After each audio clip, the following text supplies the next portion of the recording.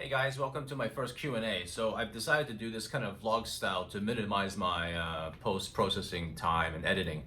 But I'll get to the questions right away, and then hopefully if you stay till the end, you can learn more about the Circular Polarizer filter giveaway. Okay, so I'm going to start here and then probably venture up to my rooftop and finish up there. I've got some Facebook questions here, and then I'll do the Instagram questions on the roof. Because I've never been there, and I've lived here for 4 years, and I just realized we have a rooftop, and today's a nice day, so I figured no better time than now. Anyway, we're going to Facebook first. I'm just reading the questions off here from Drew Edgar's. The first one is just, what's the most unexpected challenge you faced while doing automotive photography professionally? Good question.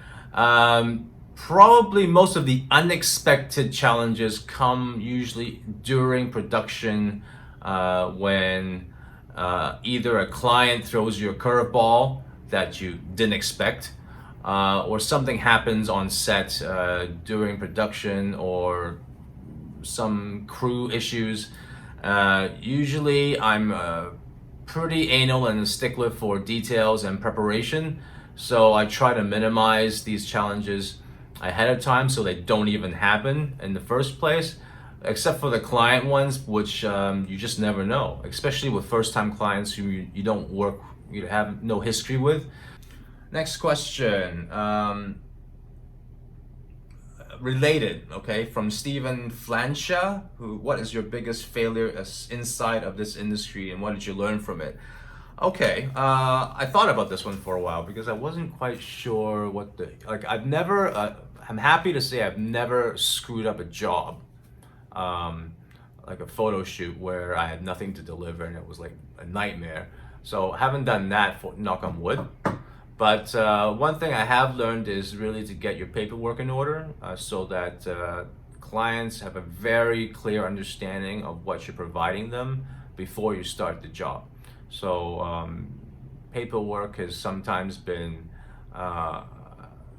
the reason why some clients hire me, because I'm so detailed in that. So they know exactly what I'm providing them, and therefore, yeah, vlog style, see? Dog included. So yeah, so that's probably the biggest failure, is that when I didn't have these paperworks and clauses and contracts and stuff like that, all kind of I's dotted and T's crossed, it was just, it took me a long time to kind of get my paperwork really polished so that everyone knows what's going on. But the client being at the photo shoot one was a big one that I added in later on during the game, because that saves my ass if they're not there. Okay, because sometimes if they send someone junior because they're too busy, you know, at the office, that's also doesn't work very well, because you need someone there that can call the shots. Anyone junior cannot call the shots, because and the worst thing that can happen is that a junior will show up and you would ask them, do you want this or that? Do you want A or B? And they can't call the shots and they don't want to bother their bosses. So they'll ask you to shoot both variations. I want you to shoot A and B. But there's also C, D, E, F, G, you know, and it keeps going, right? So you can't shoot every single iteration of that because the list is too long. You can't cover all the asses out there. So it's just better if someone was there that can call the shots and make decisions, and it's just final. And most juniors are afraid of their own jobs, so they don't want to jeopardize that. And they want you to shoot all the options so they can choose later. But in a live shoot, you rarely have the time to shoot every single option. So, yeah. Sorry, I digressed a bit there. When did you start photography? By Brett White. Did it start in automotive or lead into that? Okay, so when I finally turned pro and started my business, I was pretty much already in the automotive space. But before that, I was an assistant, which is kind of a rare thing nowadays. And I did that for like 6 years. 2 years full-time for one photographer, and then 4 years freelancing for a whole bunch of other photographers. So I learned a lot of, like, I got involved with a lot of different types of shooting. Like, I assisted fashion shooters, got to know how they work. I full-time for jewelry and cosmetics shooters, so small product tabletop stuff. Learned a ton of stuff there, which, you know, some of it does apply to shooting cars. And now when you shoot cars, it's all lifestyle, so you are shooting people, so that kind of fashion experience also helps. But I can't say that I was ever shooting fashion. I was assisting others, and I was never shooting, you know, jewelry and cosmetics, even though I was on set and operating the cameras and stuff as an assistant. So yeah, it's kind of like I've got a wide range of experience, but I love shooting cars. And actually now, when I think about it, I would prefer to actually start doing other stuff, because, you know, after a while, cars get boring, you know, and I always say, as a photographer, you're not defined by your subject matter. In this case, cars. I mean, if you take away the car, is there anything left? And I would hope to think that yes, there is something left, and I can shoot other stuff equally as well. So the problem is, clients see you and see your portfolio, and it's just one thing, and they will just tend to give you more of the same type of work. They won't want to take a chance on giving you something else, because you don't have the work in your portfolio to back up for that. So you just kind of have to make the push really hard and come up with more different types of stuff. Like, I would love to shoot more lifestyle, shoot more people stuff, because it's all related to shooting cars nowadays, and even architecture and landscapes, it's all related. So why not just shoot more of that? I would love to. It's just need the time to do it. Next question comes from Adair Schultz and also Lane Abshire, who followed that question. So the question is, how can a mid-market photographer push through to the next level and get high-level commercial OEM ad work?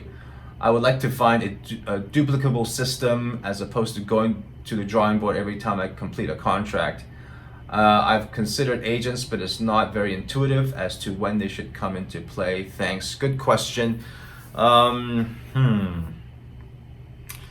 I go back to something a photographer once said, and it breaks down the whole business in one sentence, which is shoot and share. So you got to shoot a lot, and you got to share all of it. So, and you got to repeat that, and eventually phone will start ringing, you know, they'll come knocking. Obviously, you know, it's not as simple as a one sentence answer, but that's the gist of it. In terms of high level work, I mean, check out my marketing video. Was it there? It's probably there. And I talk a bit about that, but for mid to high level, that jump, I would say,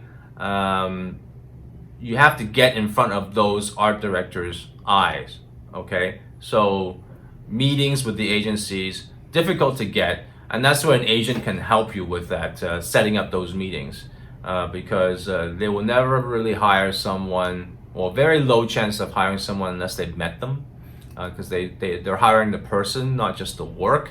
So they would want to hire someone that they like personally, you know, if you're a nice person or if you get along with those people.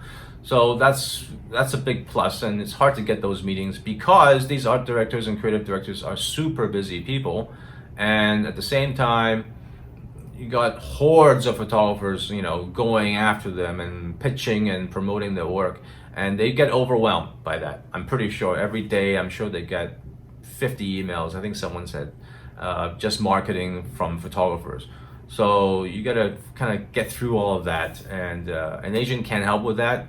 But these guys are also looking at, you know, who's winning awards out there, because if you win a nice award, they'll probably keep their eye, and you know. So I've spoken to clients sometimes who told me, you know, the first time I talked to them, they said, you know, we've had our eye on you for a while. Like, so that means that they will look at you, they will know who you are, but they won't reach out to you until the time is right. So you got to keep pushing yourself and putting your work out there to keep reminding them that you're still around and you're still doing work and you're still shooting and, you know, producing work that hopefully they like, right?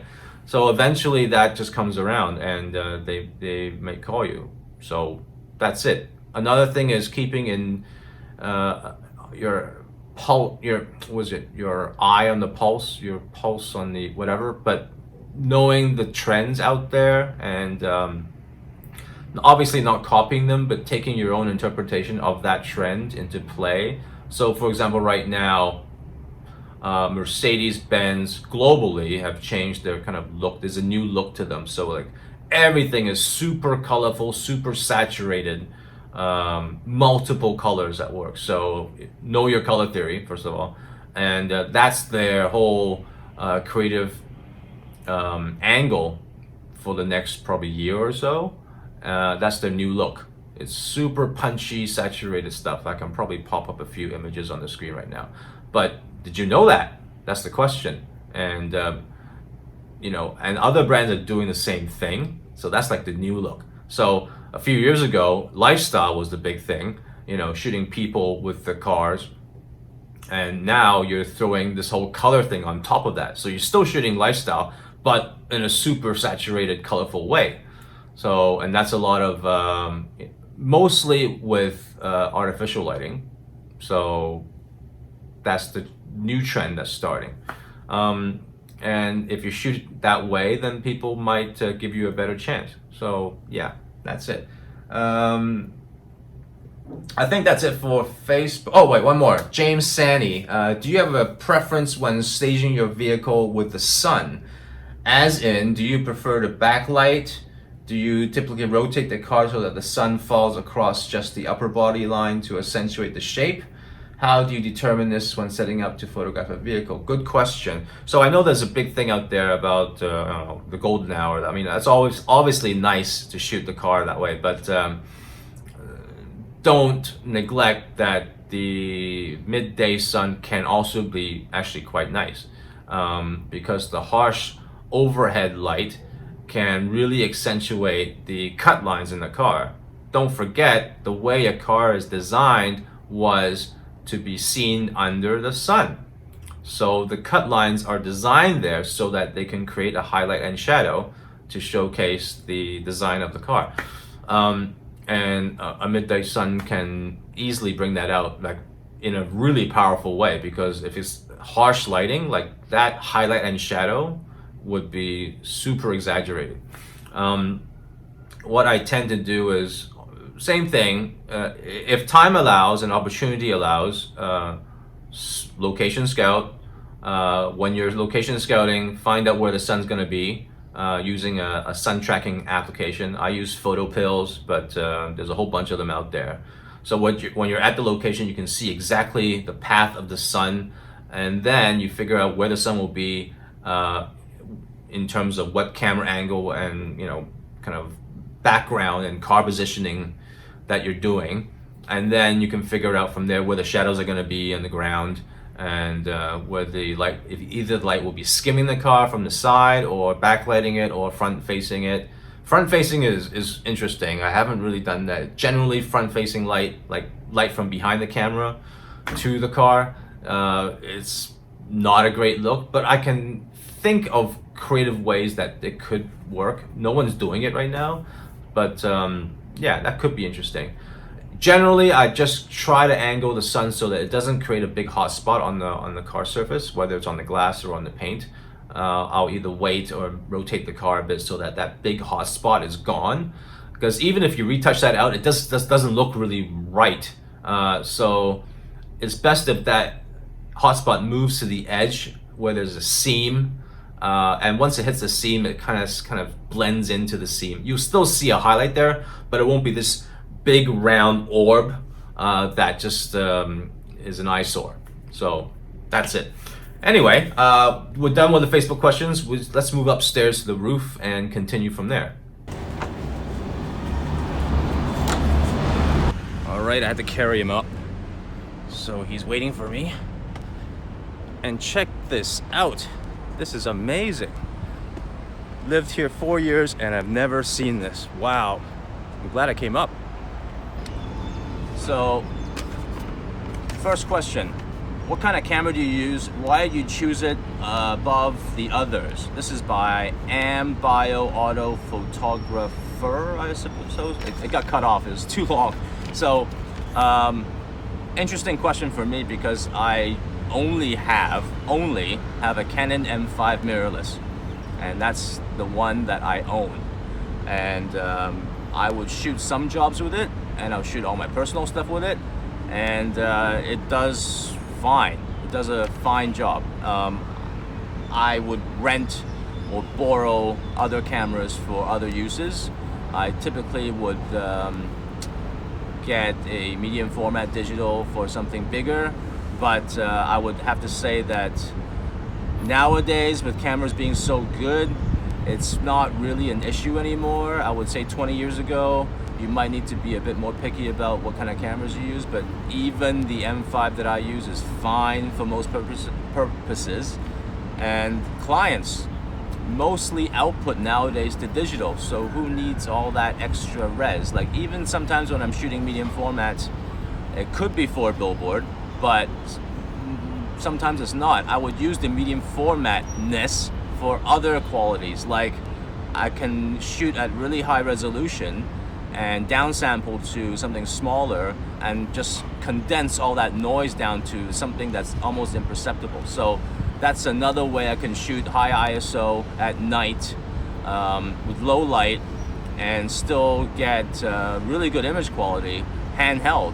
That's another way image, medium format is good. Another one is dynamic range. If you want to shoot something that has really high dynamic range, sometimes medium format is the only way to go, unless you have some fancy Sony A7R4 or whatever. But cameras nowadays, not really a big deal. I don't think you need to worry too much about it, unless your camera is has a serious defect of some sort, where maybe it's a lens issue, or maybe something's broken. I don't know, but I can't really see any reason why a regular camera, DSLR, would not work for you. It should be fine. Okay, number 2, how do you license your workout usage fees, etc. from your department? Okay, your department. This one's easy. Click to the link right here and watch my pricing video. Okay, I go into a lot of detail. I think it's about 45 minutes long about pricing and quoting and usage and all that stuff. So it's a big one. I won't answer it here, but just watch that one. Thanks. Ricardo Oya asks, what makes a great retoucher? What do you look for when you are looking for a good retoucher?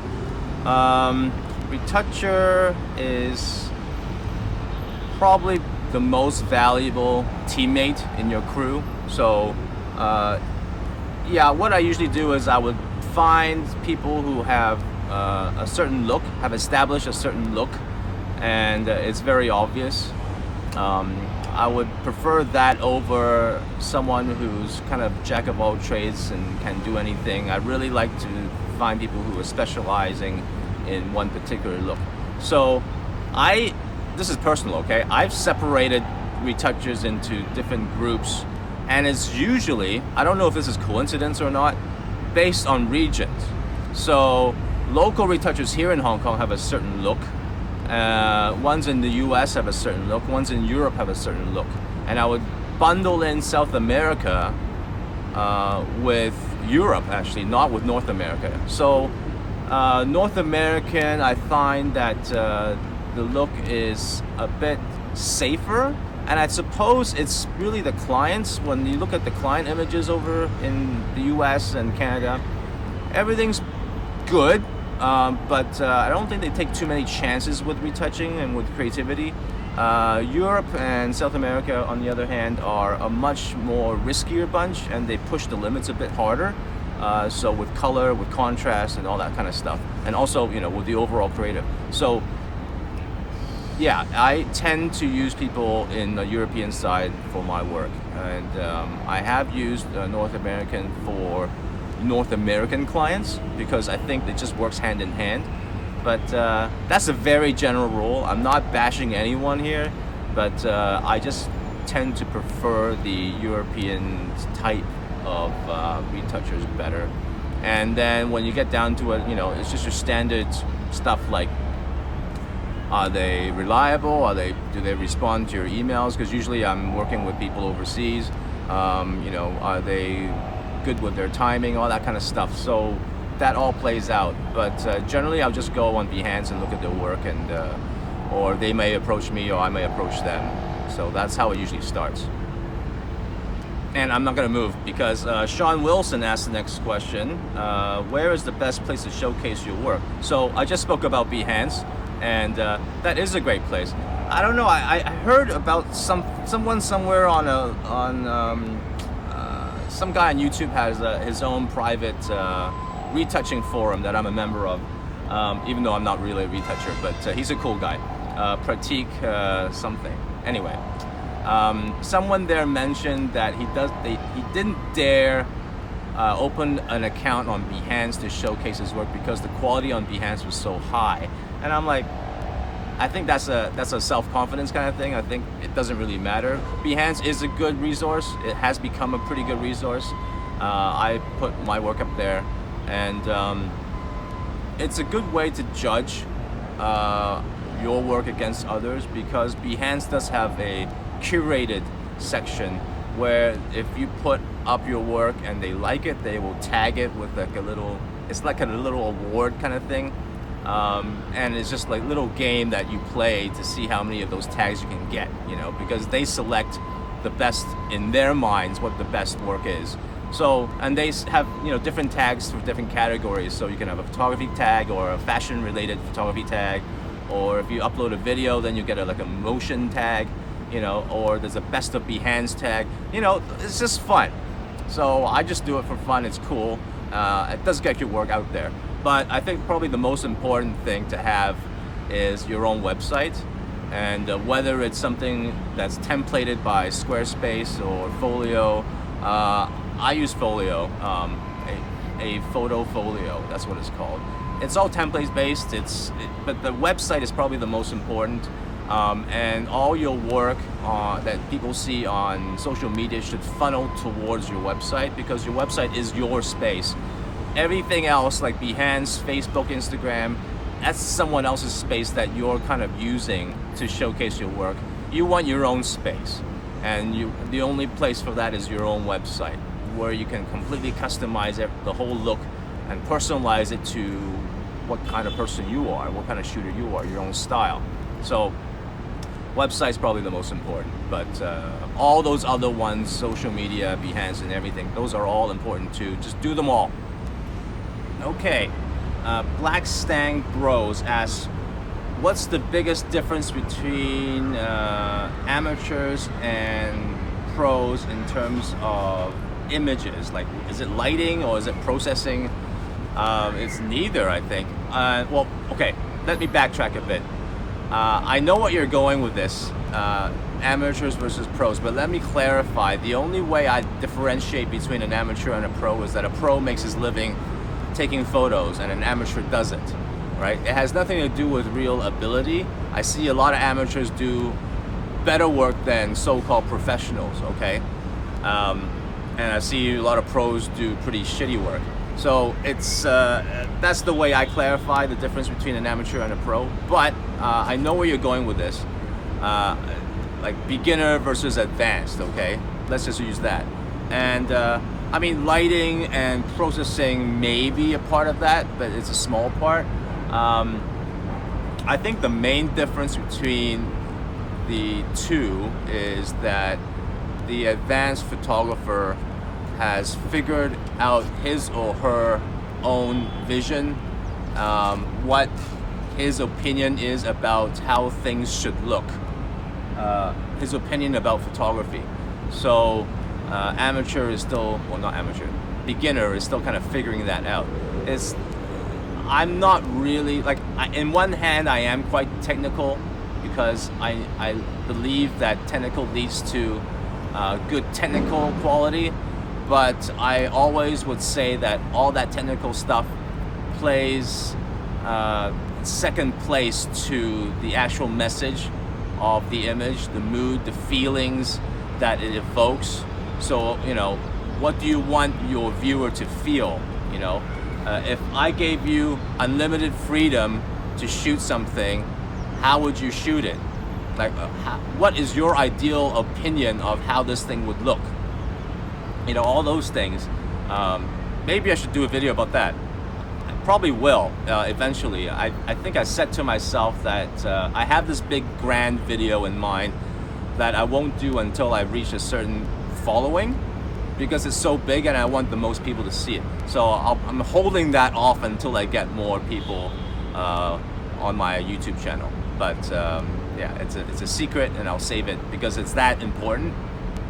Anyway, hope that answers your question, but it's got really very little to do with lighting and technical stuff and how good you are at retouching. That's probably the worst one.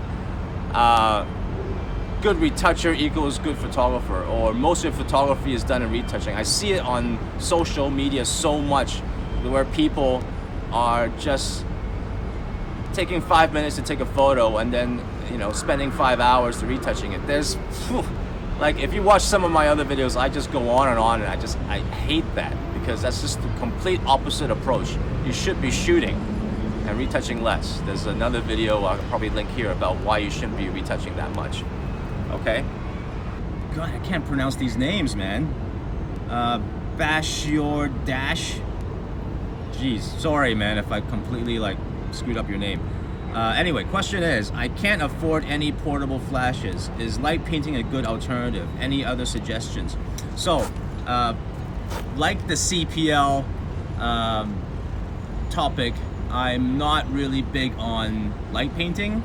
And the reason is that, well, there's a few reasons. I'll try to name a few. Number one, from a professional point of view, working with clients and stuff, not really a look that any client would ask for anymore. Like, believe it or not, this was a look that got kind of popular back in the 90s. And there was a guy named Aaron Jones. I can't believe I still remember his name. Yes, Mac. Okay. But he came out with this device called the Hose Master. I know, it's a funny name, but it was a fiber optic light that was attached to a cable and a fiber optic hose to this big light generating box. And it's basically just a really fancy flashlight. And you can turn it on, and it's really bright, and it was daylight balanced, and you know, you can light paint with it. Really cool thing, but clients kind of hooked onto that for a couple of years, maybe not even a year, I would say, in some cases. But it came and went. It was a fad that came and went, and for some reason, I don't know, but in the car photography world, especially with some of the younger generations nowadays, they seems to be hanging on to, hey, what's up? Seems to be hanging on to this light painting thing. I suppose it's an easy way of lighting a big object with minimal equipment, very inexpensive equipment, but I don't, it's not a look that clients ask for anymore, because when you light paint, the problem is it doesn't look real, depending on how much you use it. But if you use a lot of it to light your image, the car looks like it's lit from multiple different directions. There's no realism there, and the telltale is that the big pool of light on the ground from all that light painting walking around the car, and that's a dead giveaway and doesn't look that great. Nowadays, the style that clients want is realism. They want the car to look real reflections, real lighting, more natural lighting, the better. In most cases, unless it's a studio shot, of course. But if you're shooting outdoors, yeah, then I would say just stick to natural. So if you can't afford portable flashes, my suggestion is to just use natural light and daylight, and try to start with that and master that, and then work towards nighttime with like maybe city lights and stuff like that. But I wouldn't, you know, if I were you, looking back now from what I know, I wouldn't even bother with light painting, to be honest with you, because I don't think it's gonna come back, really, not for a long time. So if it's for fun, sure, but if you're asking the question if it's an alternative, I would say no, it's not an alternative. Yeah, but it's still fun. I would still use parts of it sometimes, like maybe if there's a area that's too dark of a detail of a car that I want to light up a bit, I would just go in there and, you know, do a quick swipe in a separate exposure, but I wouldn't use that to light the entire car. What is your problem, dude? Anyway, that's my answer. Okay, giveaway time. It's a Circular Polarizer filter by Heliopan. Not a huge brand, but I really like their filters. I use their neutral densities, and I think that their optical quality is really good. It's a German brand, I would say similar to B+W kind of level, which is really good, okay? 77 millimeters, so it should cover most lens diameters. If it's bigger than your lens, just get a adaptive ring and you'd be fine. I would say it covers most DSLR and mirrorless lenses, except for some medium format, which are in the 80s and 90s.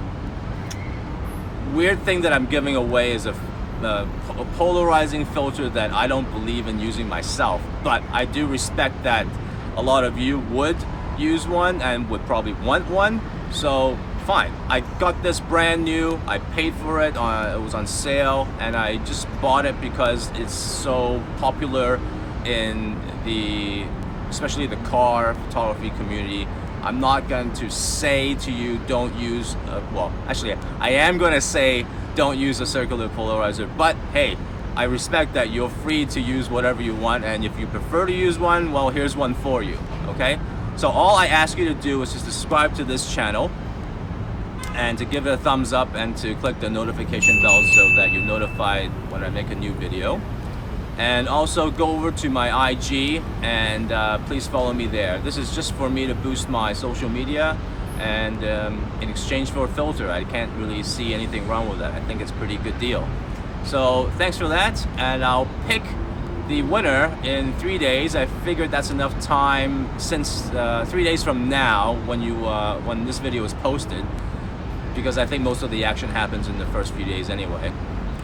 Who the winner is, and I'll pick it completely by random. You pay for shipping, okay? So you got to agree to that, and whatever customs that your country will tax for duties, okay?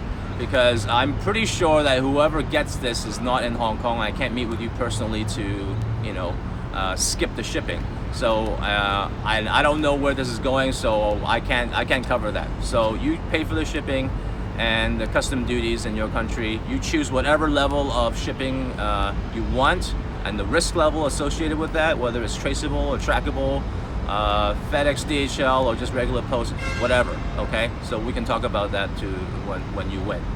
And that's it. Thanks for watching, and I'll probably come back hopefully soon with a bigger video, my regular style long videos. But hope this one wasn't too long for you. I tried to keep it short. Thanks. See you later.